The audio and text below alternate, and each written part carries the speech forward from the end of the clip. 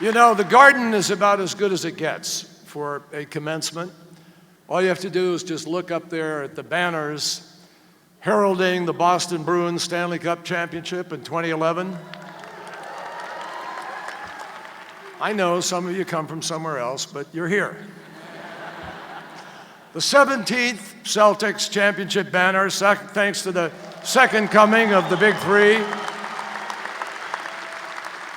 And with my chauvinism of 28 years representing the state in the Senate, I'll tell you this is a living reminder that Boston is the #1 sports town anywhere.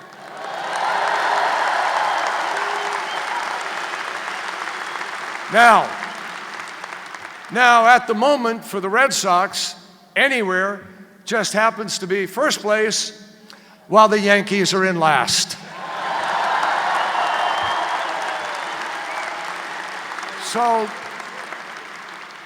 So don't let anyone tell you that our country is not moving in the right direction. Now, graduating class, I got to tell you, you really do look spectacular. I want you to, just look around you. Classmates of every race, religion, gender, shape, size, 85 countries represented, and dozens of languages spoken. You are the most diverse class in Northeastern's history. In other words, you are Donald Trump's worst nightmare.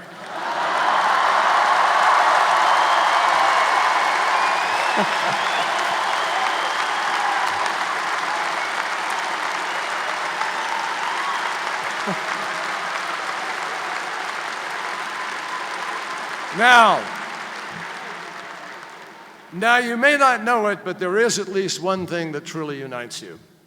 You're all going to be in really big trouble if you forget that Sunday is Mother's Day.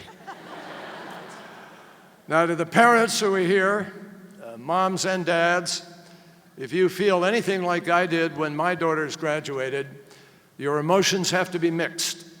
A little bit sad, a little bit relieved, incredibly proud, and absolutely blown away by how short the interval is between diapers and diplomas. Now, speaking of blown away, I want to congratulate you guys for just getting here in time for this ceremony. I'm told you had to report at 8 a.m. Well, I got to tell you, that's either crazy early or crazy late, depending on whether you actually went to bed. But why would the last night be different from the rest of your college career, right? Now, I've given a few commencement speeches before, and the biggest challenge is always to follow everything that's come before you, particularly the student speakers. And I want to thank Annika and Ben, and I want to thank Kwesi and Still Harmony for making my job a lot tougher today. Thank you. I really want you to know that I accept this honor with great humility, and particularly because Northeastern was kind enough to bestow an honorary degree on my daughter Vanessa last year, who was involved in a global health program, which you recognized. I come here absolutely promising not to sugarcoat reality, because that is the last thing that you need. No one here needs to be told that life can be a struggle, whether it's over grades or affording tuition or something more complicated, friends, family, illness, or the death of a loved one. No words of mine can change those realities, and no lecture can lessen the loss.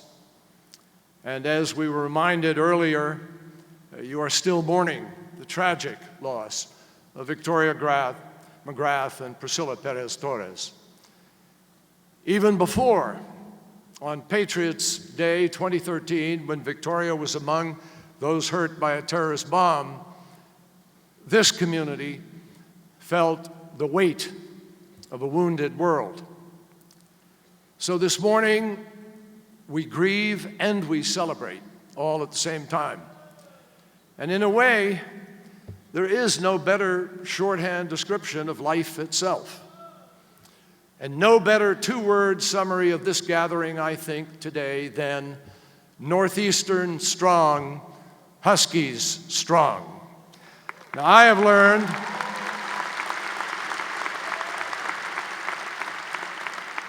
learned that resilience is really just the beginning of what Northeastern is all about. Service is at the heart of this institution. So it's no surprise that Northeastern's effort to keep faith with those who keep America safe is actually unparalleled. We can be proud that Northeastern graduates veterans at a rate 30% above the national average.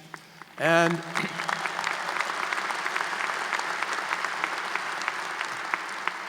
to soldiers, sailors, airmen, and Marines, from one veteran to so many others, I am proud to say that the class of 2016 is the rule, not the exception. Thank you, Northeastern, and thanks to all of you who have worn or wear our nation's uniform.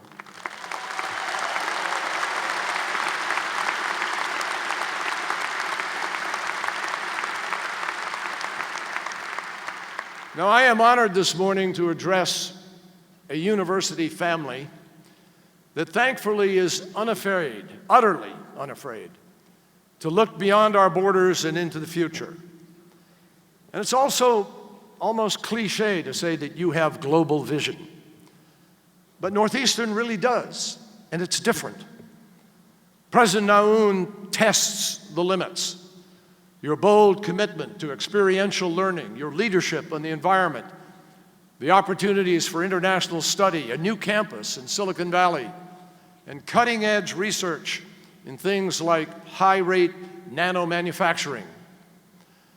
In class of 2016, believe me, if you are mastering a technology that your parents can't even pronounce, you are doing something right. And just think, after today, you're going to have a leg up on Facebook's Mark Zuckerberg. You'll actually have a college degree. In fact, Northeastern's example should speak to every one of us about the massive transformation that is taking place around the world. Northeastern's gone global. Our leading corporations are going global. Health and medicine and film are going global. And you don't have to be great at math to understand that our economy can't grow if we don't sell things to the 95% of the world's customers who live in other countries. You don't have to be a doctor to understand that we can't be healthy if we can't fight things like Ebola and Zika that may originate overseas but makes us just as sick as the people they first hurt far, far from our shores. And many of you were in elementary school when you learned the toughest lesson of all on 9/11.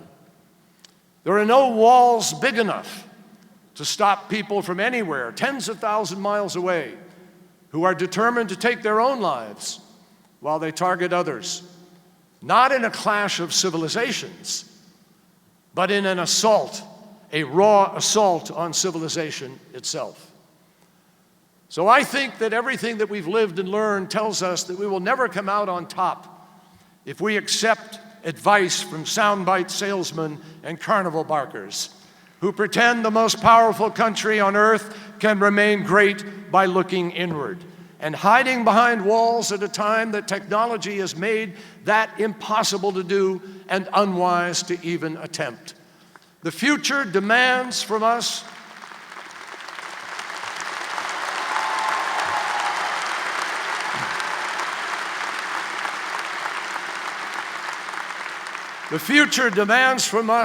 something more than a nostalgia for some rose-tinted version of a past that did not really exist in any case. And I think that everyone here, especially the class of 2016, understands that viscerally, internally, intellectually. You're about to graduate into a complex and borderless world. You heard President Aoun talk in his description about the view from space. You're about to embark on careers that will take many of you to companies not yet founded, using devices not yet developed, based on ideas not yet conceived. That is how fast things are moving. And that doesn't mean you have to succumb to science fiction. You're not going to all be replaced by robots, because the economy of tomorrow will have enormous space for those with the energy, the training, and the courage to compete. And Northeastern has made sure that you have that and more, because this university is blessed with a global vision, and so are you, its graduates now. Believe me, that is critical, because you're entering a world where thinking globally is absolutely essential to seizing opportunities and confronting the challenges that we face.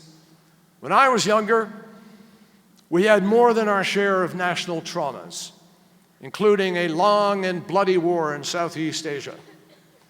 But it was also a time when the dividing line between ideologies was simpler, when the primary forces shaping our world were governments of recognized states. Today, we face a world that is much more complicated, less hierarchical, where non-state actors play a central role, where disturbing images and outright lies can circle the globe in an instant, where dangers like climate change, terrorism, and disease do not respect borders or any of the norms of behavior, and where tribal and sectarian hatreds are as prominent as they have been in centuries. Now, for some people, that is all they need, simply to climb under the sheets, close their eyes, and wish the world away.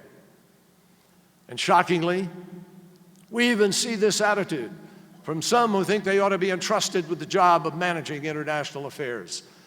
It seems obvious that understanding the need to engage with the greater world, with the wider world, should be a threshold requirement for those in high office. And yet the specter of isolationism once again hovers over our nation. I thought we had learned the lessons from the 20th century, when an isolationist foreign policy and a protectionist tariff policy contributed to 2 global wars and the Great Depression. Well, the desire to turn inward and to shut out the world may be especially seductive in an era as complicated as this, but it is not a responsible choice for the most prosperous and powerful nation on the planet, which happens to also be the leader of the free world. Now, as Secretary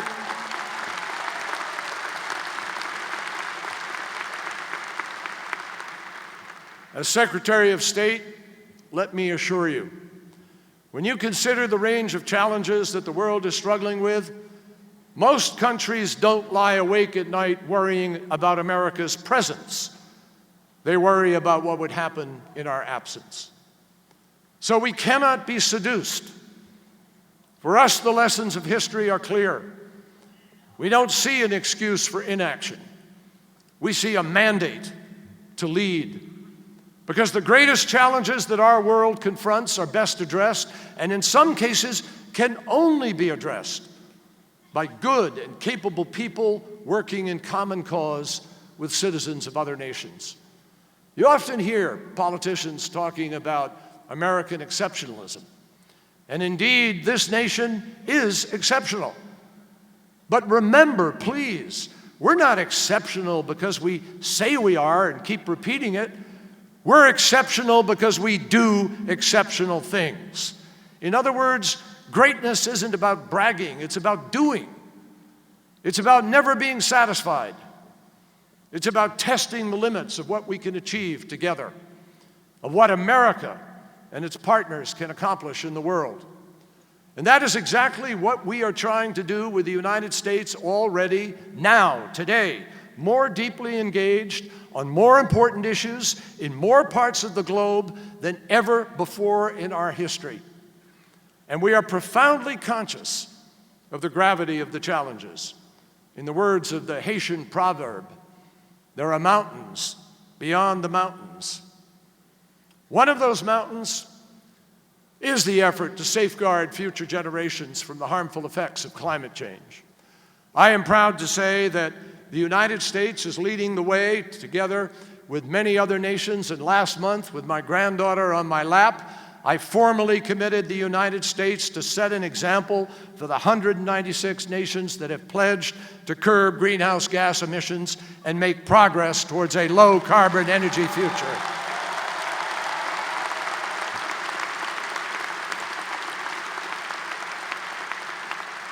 I want you to think about that, because with just a few exceptions, including, I am sad to say, an embarrassing coterie of naysayers and science deniers here in the United States, the whole world has now, in Paris and in New York, for the first time, accepted the need for a revolution in how we produce and use energy. Ladies and gentlemen, last March was the hottest March in recorded history. Last year, the hottest year in recorded history. The last 10 years, the hottest decade in recorded history. The one before that, the second hottest. The one before that, the third hottest. The facts are simply staggering. And yet, despite all the science, one of my former colleagues thought it would be persuasive to walk onto the floor of the Senate with a snowball in his hand and point to it as evidence that climate change is a hoax.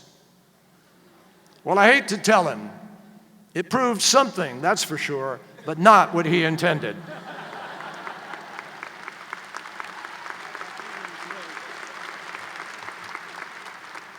At the same time, just in the past 4 years, a record $230 billion was spent in the United States of America in response to extreme weather events. Just the other day in Houston, they had 17 inches of rain in 24 hours. That is the entire amount of rain, more than they had last year in the entire summer. But just imagine if we had put even a small fraction of that $230 billion into efforts to prevent or at least prepare for the worst impacts of climate change. And there's one more thing to remember. Don't believe the doubters who claim that we have to make a choice between protecting the environment or growing the economy. That's a lie. There are millions of jobs to be created, businesses to be built, fortunes to be made in tapping the potential of renewable energy. And I hope that many of you will share in that future.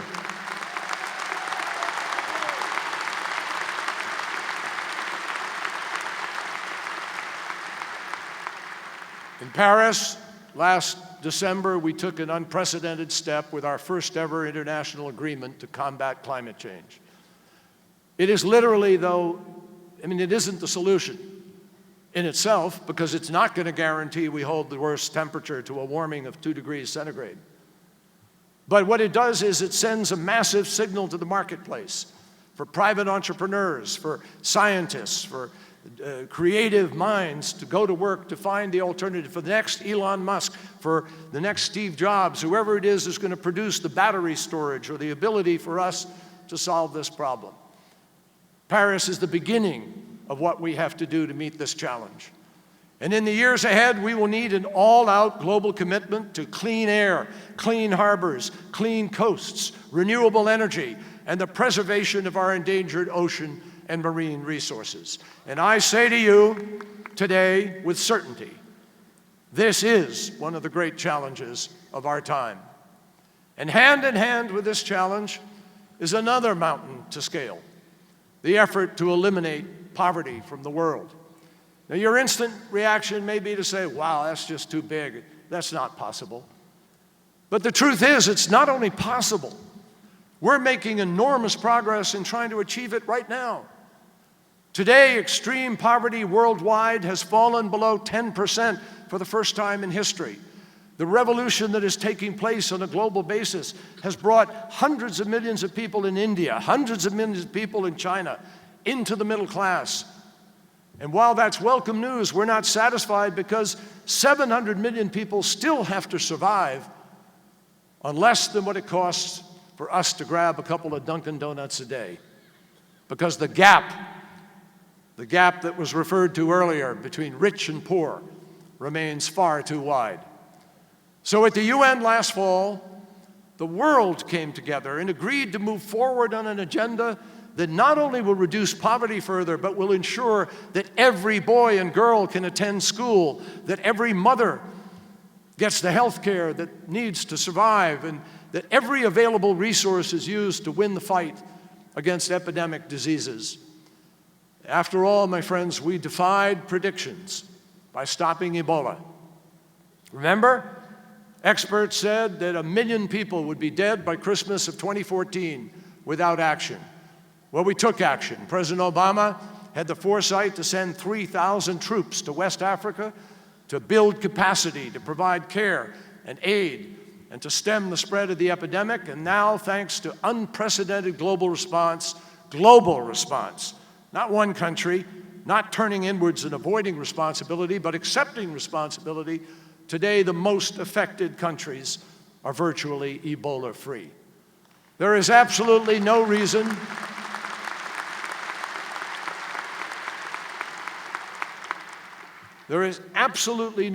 to believe that we can't do the same for malaria and the same for the Zika virus. Right now, if we uphold and continue our commitments to critical global health programs in Africa, we can see the birth of the first AIDS-free generation, an extraordinary accomplishment. And yet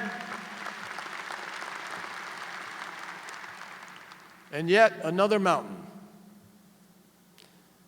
that we have to climb, which stands in the way of the calm that we want in our lives and the stability that we need to achieve many of the things we want to achieve, is the scourge of violent extremism that threatens communities around the world. And there can be no peace without eliminating this scourge. I mentioned Victoria McGrath earlier, was injured in the Boston Marathon attack. So Boston and Northeastern need no lessons in how important it is to win the battle against terrorists. I want you to know, without exaggeration, we will win it, and we are even winning it now. In Syria and Iraq, we have degraded the leadership of the terrorist group known as ISIL or Daesh, and we and our partners have liberated 1/3 of the land that it once occupied, and we are continuing to move. They have not taken one piece of territory and held it since May of last year. But we're not going to be successful in the long run. We're not going to be successful in the long run if the world continues to turn away from other kinds of problems and allows the production of terrorists at such an alarming rate. And that is why it is critical that we expand our commitment to taking on violent extremism at the roots. We know that there are millions of young people across the globe with no jobs, no opportunity, but they have smartphones in their hands. They can see what the rest of the world has. And in the seeing of that, they also see and know what they don't have.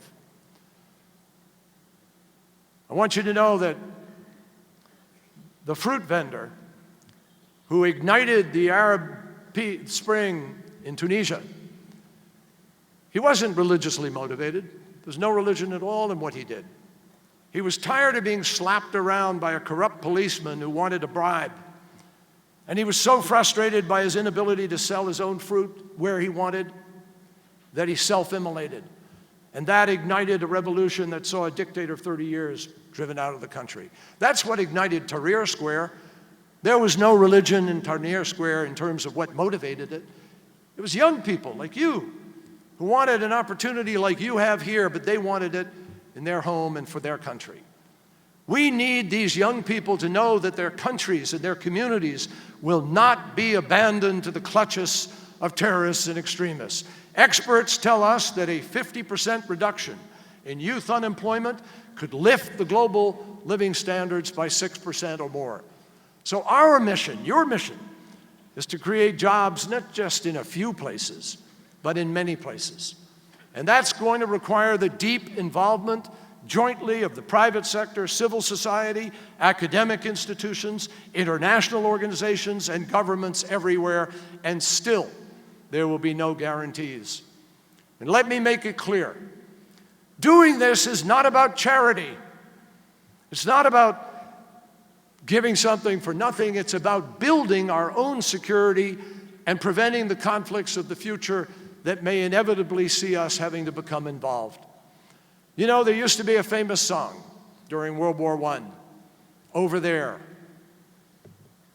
sang about the distant shores where our soldiers traveled to fight. But in our time, in your time, there is no over there. In a digital, well-traveled world, in a global marketplace, those distant shores are practically always right at our doorstep. So all of us need to do much more to build relationships with partners overseas, to deliver assistance to families and communities abroad, to promote stability worldwide. And we need to do this not because it is morally right, which it is, not just because it's in keeping with our national ethos, which is also true, but because our own security and prosperity demand it. My friends, we are blessed to live in a country with a $17 trillion economy. And yet we spend just 1 penny on every dollar of our federal budget on all of our foreign aid. The fact is, there is much more that we can do and must do to encourage and reward innovation, to diversify economies, to improve governance, to stop corruption, to ensure the education of young people, and that it actually teaches young people what they need to know and keeps them from being radicalized. Now, there is much more that we can invest and many more projects for my generation and yours to take on as you take on your careers in the days ahead. Now, I ask you just for a moment to think about the careers of the 3 distinguished Americans who preceded me in receiving honorary degrees from this university today. Over a period of decades, Susan Hockfield dedicated her vision and her talent to the fight against brain cancer. Through a combination of genius and high purpose, Tom McCarthy has reached the pinnacle of his art, the storytelling. Charlie Bolden has been an aviator, an astronaut, a military commander, the administrator of NASA, and above all, an inspiring leader of women and men. None of them would be here today if they were easily satisfied. And the accomplishments which earned their degrees came about because they dared to always explore the outermost limits of what they could do. Thinking especially of Charlie and my own dad, who flew in the Army Air Corps in the year prior to Pearl Harbor, I want to tell you in closing about a group of people who were called on years ago to test themselves under the most extreme conditions. The setting was Asia, the time a few months after the start of World War II. Enemy planes dominated the traditional air routes. So to get supplies from India to friendly forces in China, American aviators had to fly hundreds of miles over some of the world's highest mountains, including the towering Himalayas. They called it flying the hump, and nothing similar had ever been attempted. The airplanes they flew came straight from the factory and were untested. The pilots were given no charts, so they drew their own. They were asked to fly higher than any aviator had flown, higher than they had been trained to fly, and they did so over the globe's most forbidding terrain. Amid clouds or in darkness, a hidden peak or a crag could appear at any moment and bring them down.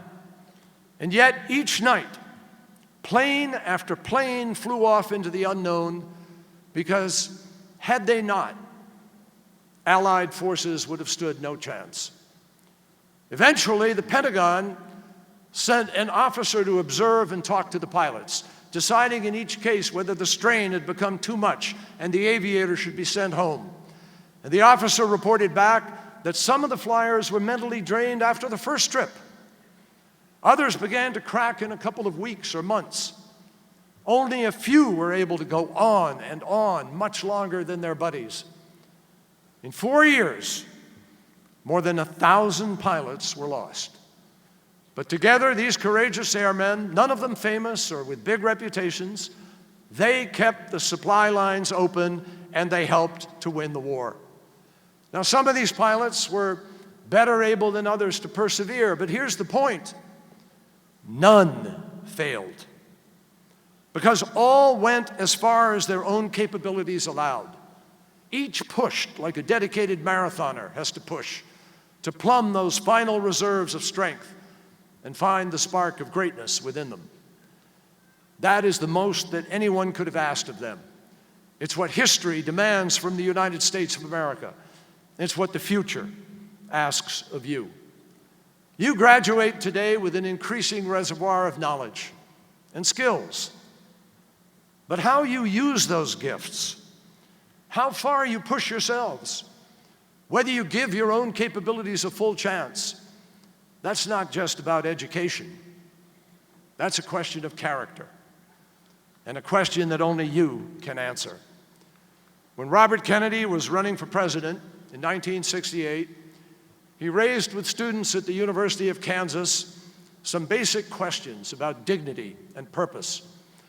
He pointed out that what we now call our GDP was measured, among other things, in items like the size of our military, the capacity of our jails, the production of our weapons, and the pollution emanating from our factories. It was not, he lamented, measured in the things that mattered most in our daily lives. Kennedy said, the gross national product does not allow for the health of our children, the quality of their education, or the joy of their play. It does not include the beauty of our poetry, or the strength of our marriages, the intelligence of our public debate, or the integrity of our public officials. It measures neither our wit nor our courage, neither our wisdom or our learning, neither our compassion nor our devotion to country.